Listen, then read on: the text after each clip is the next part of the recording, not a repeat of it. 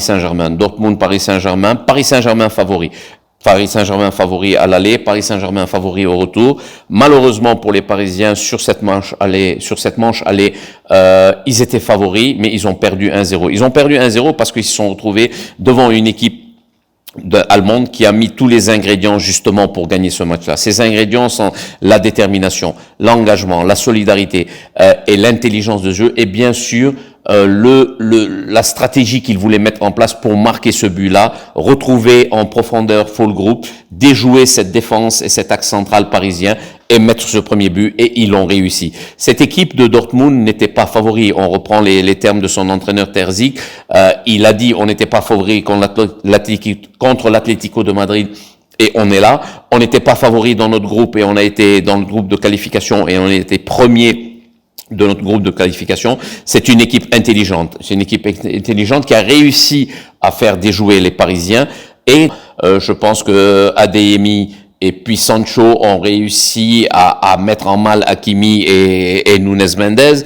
Je pense que Julian Brandt aussi a été très intelligent dans ce poste de numéro 6 où il a réussi à bloquer justement Vitinha et à permettre à couper en fait toutes ces lignes et toutes ces passes et toutes ces transmissions qu'on pouvait avoir dans cette équipe parisienne.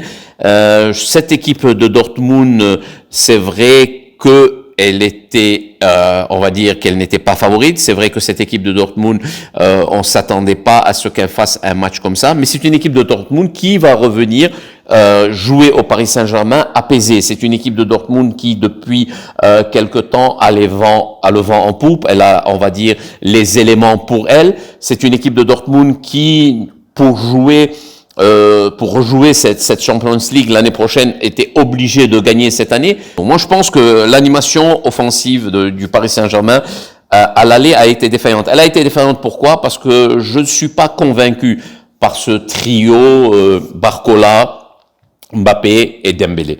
Pourquoi? Parce que pour moi, Dembélé et Barcola, quand on regarde un peu leur apport offensif dans cette équipe du Paris Saint-Germain, c'est 4 buts toute la saison pour Barcola, c'est 5 buts toute la saison pour Dembélé. Entre parenthèses, on reviendra sur le match raté pour moi de Dembélé, parce que je pense que il a eu toutes les occasions, surtout cette passe lumineuse d'Hakimi pour scorer. Il est revenu dans son ancien stade.